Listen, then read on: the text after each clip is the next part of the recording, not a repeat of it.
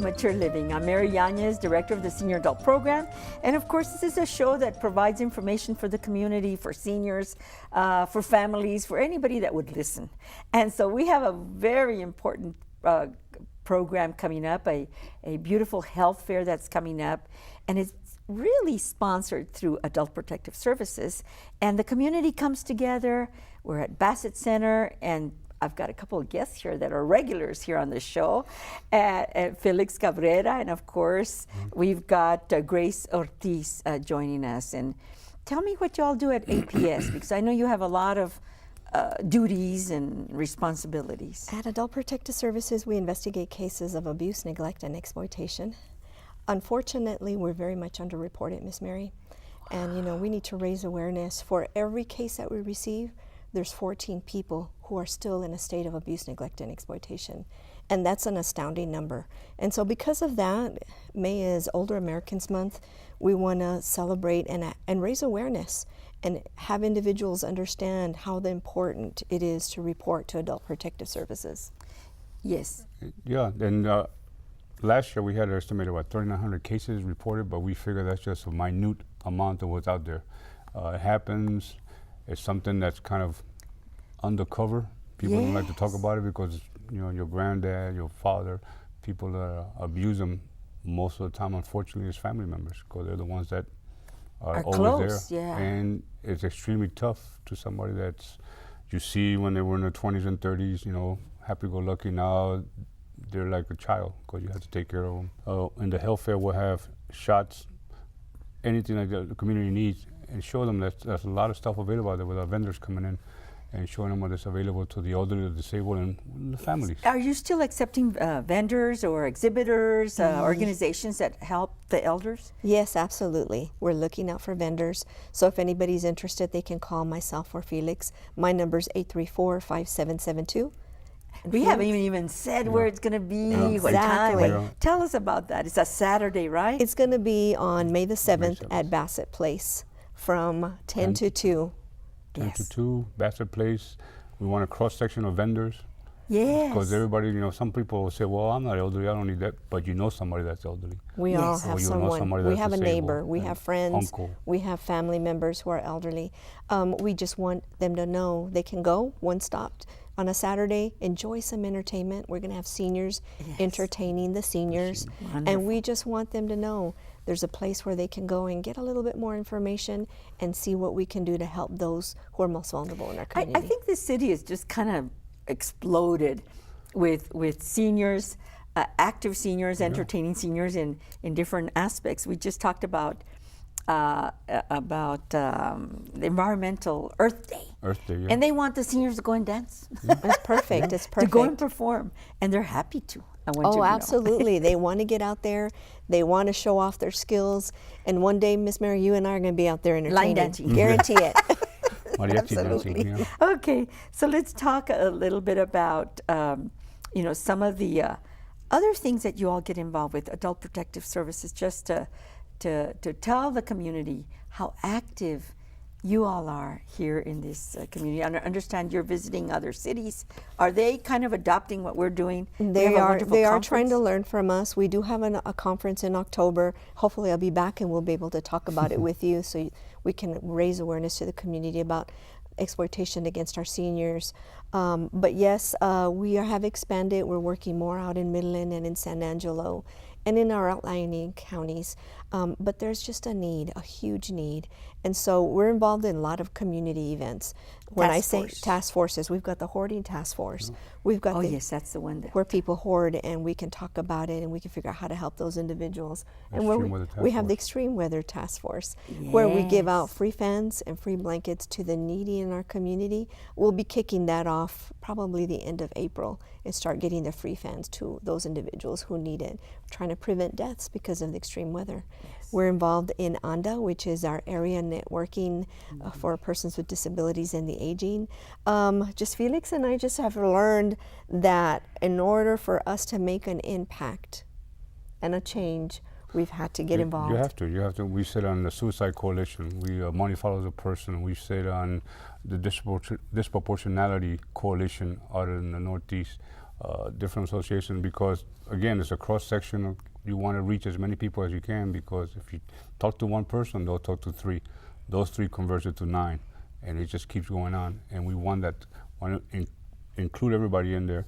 And disproportionality is another one, that how they treat you should be the same as they treat anybody else, whether you're 80 or 40, it doesn't matter. Yes. Those little things. The Extreme Weather Task Force is very helpful, giving out fans, blankets to the community, and I believe Grace heads 35 different organizations. Really? You are the president or the chairperson? The chair. And, The chair. again, it's been a major task, and people crack up at me, or they kind of giggle, because I'm always trying to get the word out, trying to educate people. If it's not about adult protective services, it's about how we can help each other. If you can skip a lunch, buy a blanket, buy a fan, save a life. Yes. And it's just, it all integrates together. It all integrates together. So again, we just work really hard on trying to get individuals to understand that there is a need out there. Yeah. We're not understanding why people are not reporting. Yeah. I just heard of another situation where someone became aware of exploitation and neglect, and the elder hasn't reported it, doesn't know who, where, how, but can't speak up because they're just right there listening and they can't tell anybody. And so can we give your number where they can call, or Laura's number? Absolutely.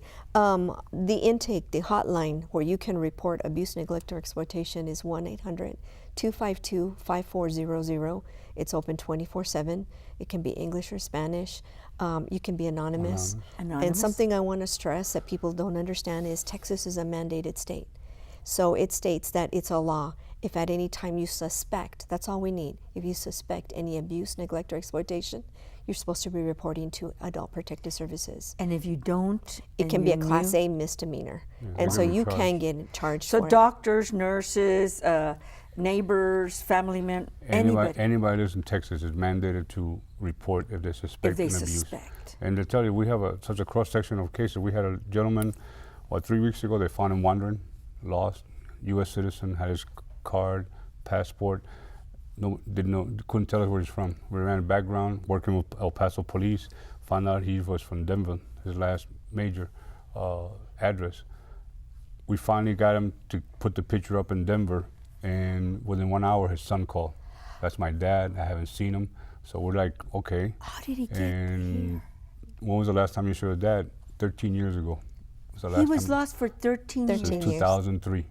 And our worker, working with the police department, got that picture up there. Now we're going to take him back to Denver to be with his family, because, yeah. Imagine, we're still working on trying to get him over there, but that is a happy ending, and that's what we're looking for. If we can save a life, or we can make a better quality of life for an individual, then we did something right.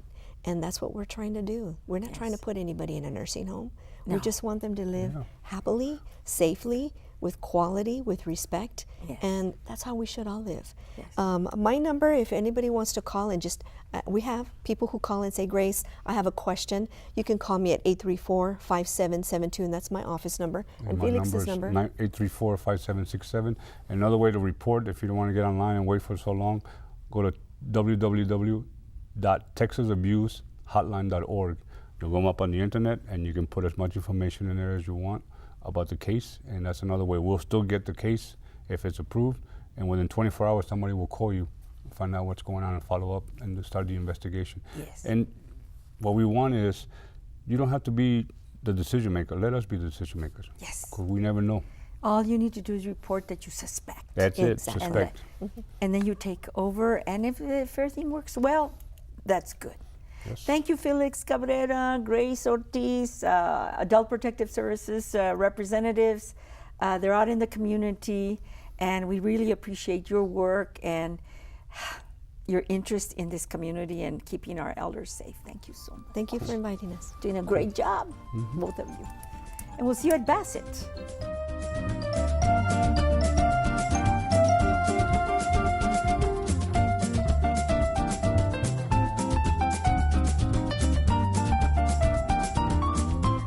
Well, thank you for staying with us. We want to continue our interviews on this show. and talk a little bit about the blind and impaired in this community. With us is Burns Taylor, who is an El Paso active member, president of the Visually Impaired Persons of El Paso. It's an organization. He's the president of that. He also works with veterans who are blind and visually impaired and teaching them technology. And I mean, that is such an important role.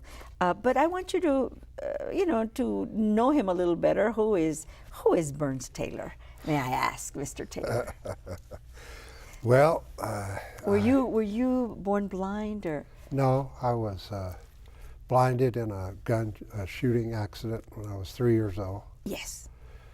And had perfect vision at that time, and been blind ever since. I entered the School for the Blind in Austin, the Texas School for the Blind Visually Impaired, TBSVI, in Austin, and started using Braille in first grade. So, tell me a little bit about the mission of the visually impaired persons of El Paso. We are a consumer organization. We welcome all members who are blind or visually impaired, or their spouses, family members. We also have totally sighted people in our group. And we are about trying to improve, make life better for visually impaired children and adults in the El Paso, Upper Rio Grande area. Tell me what you're teaching or how you're working with the veterans. I work with veterans in the area of technology. I teach them how to use computers with screen readers so that the computers talk to them. Yes. Or large print for those who have some residual vision and are able to see the screen.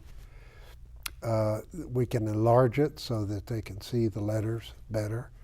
I also train people, a lot of them lately, on use of the iPhone, how to make it talk so that they can make calls and use Siri, a wonderful Siri, and do all of those things that people do with their phones.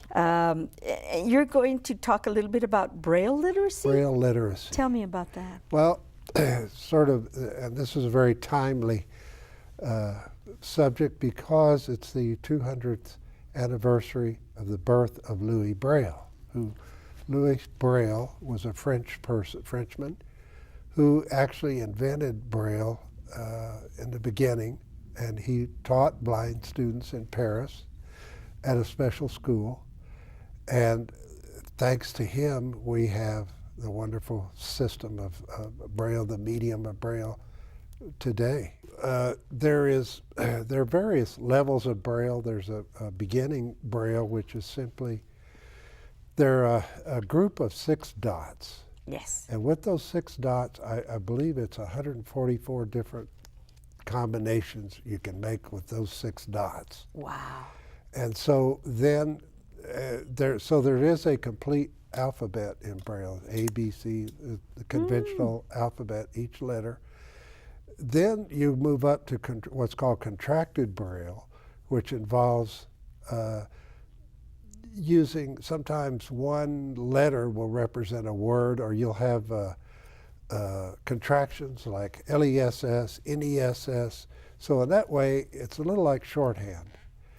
For those who remember shorthand. Yes, of course, yeah, it's a different way to TION, ATION, all of those prefixes and suffixes have contracted symbols that represent that, so you don't have to spell it out all over. Okay. And can you show, you have a kind of a platinum silver. I have what's called this is called a slate and stylus. This is the slate, is this metal we can get part. a close-up of, if you put it in your hand, yeah, you're going to use it right where you are, huh? Now I have a stylus. I'll show you this slate as soon as I get through. I'm going to write your name.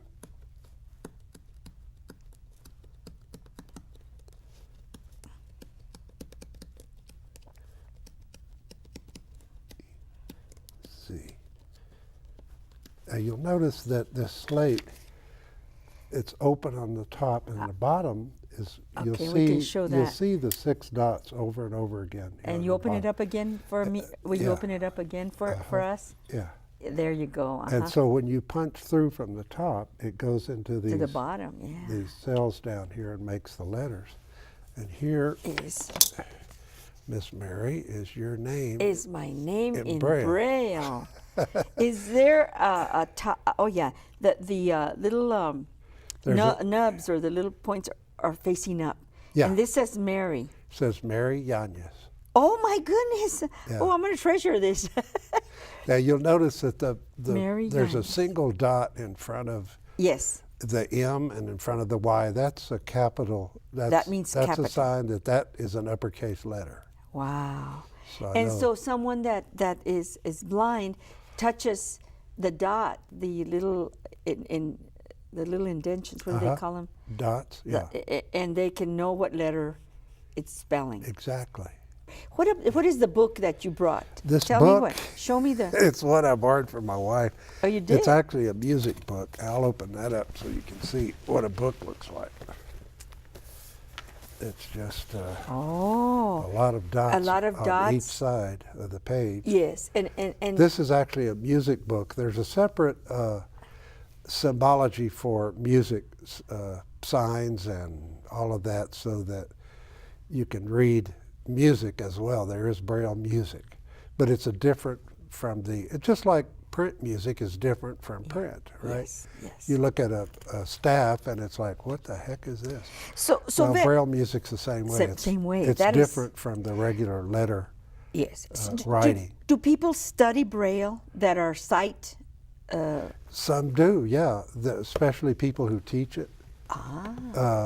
They learn it. When I was a kid, Mary, I would go away for the summer often with an aunt who lived near Port Arthur, Texas. Yes. And my sister had learned Braille. She taught me how to write print also, how to print letters.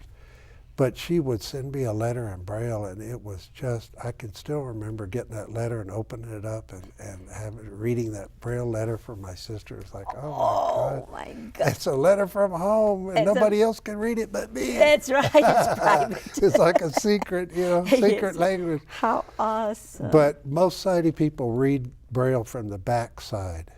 Yes. Yes. I don't know why, but that way they don't have to. It takes a while, of course, for your fingers to develop the sensitivity Yes. to feel those dots. A lot of people starting out, I show them Braille, they say, I don't feel anything. It's because your brain has to establish what are called neural pathways, Yes. so that your brain says, okay, I know how to interpret this. But at first, your brain's saying, what the heck you want me to do with this? Yes. It's just very interesting. And I a lot really- of people these days, particularly with diabetes, yes. they develop what's called neuropathy, and they Yes. can't feel They anything. can't So feel unfortunately, there's very little you can do with Braille with those people, because they can't they don't have that sensitivity. Well, I really appreciate you coming down. We're out of time, but can you give Okay. your phone number if somebody Yes. wants to call you? It's 915-590-0007. If anybody's interested in learning Braille Yes. or more about it, That's please so give me a call. I can direct you to Yeah. a person. They do have teachers available through DARS Okay. who can teach Braille to Well, somebody. who would thank like you to so learn. much. We've been talking with Mr. Burns Taylor. He's been coming around to Mature Living a couple of times, and Oh, yeah. he's always so interesting. I hope you've enjoyed the listening into our conversation, and we'll see you in just a minute with another guest. Thank you.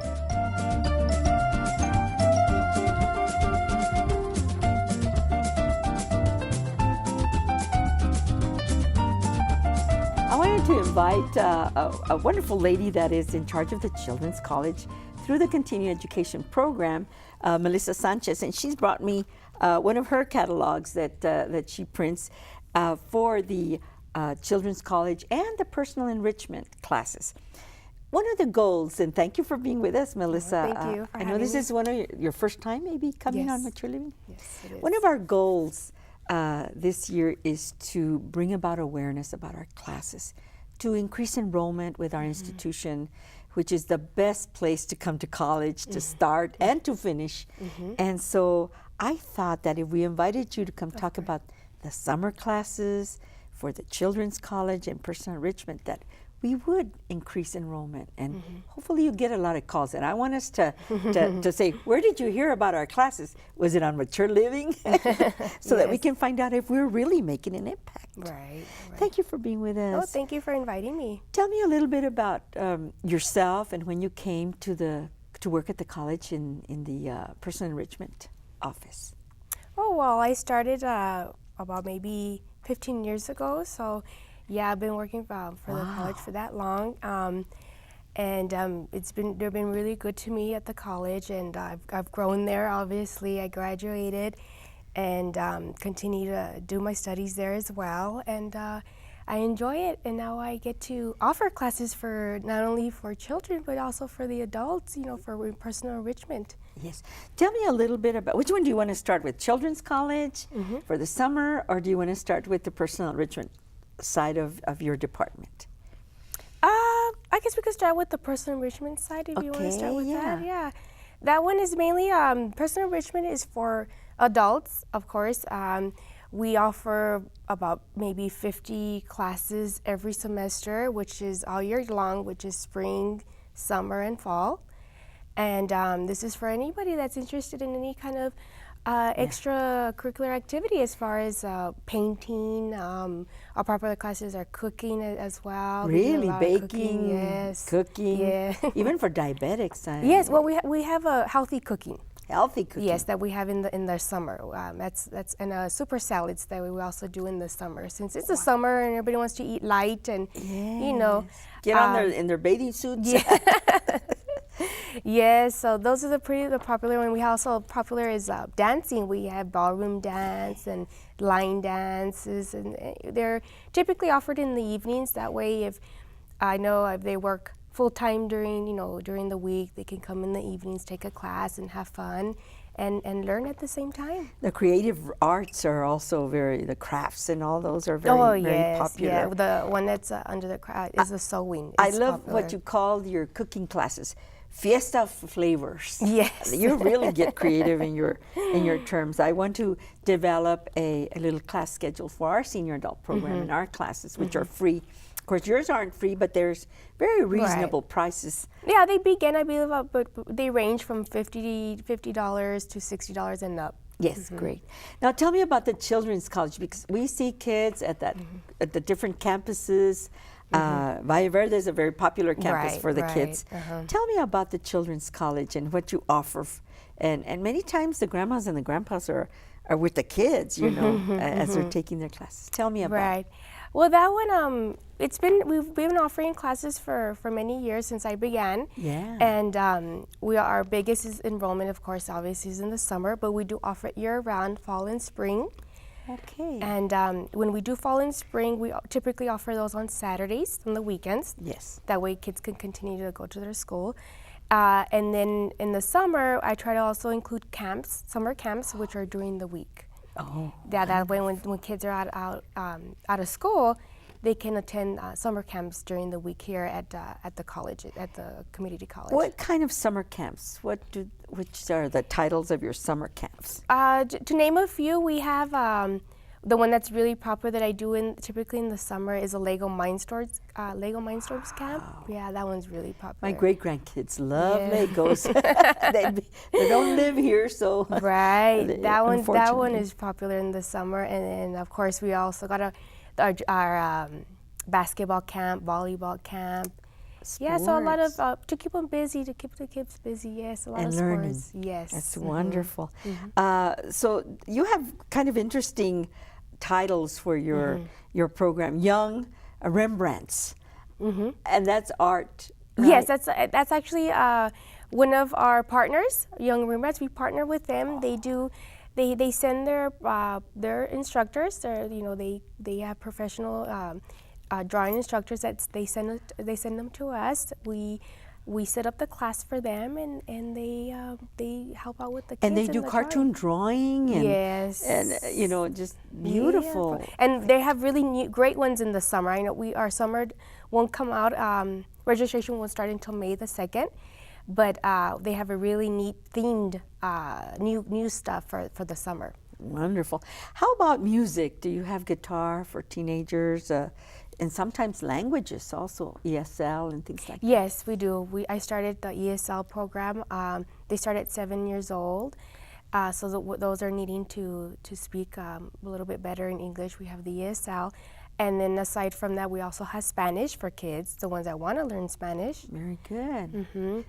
And then as far as the guitar, we do have the guitar, and the violin is also it's popular. Huh? Yes, and the piano also is very popular. I have an instructor that's been teaching there for us for many years. I want to say more than 10 years, and she's really good with the kids. And she has recitals every semester, so they get to perform in front of the parents and the audience. So it's a really great program. And I just saw your rehearsal for the recital, your dance recital that you had recently. Yes, we do dance recitals. That's typically we're part of the Spring Arts Festival, so that's usually in the spring.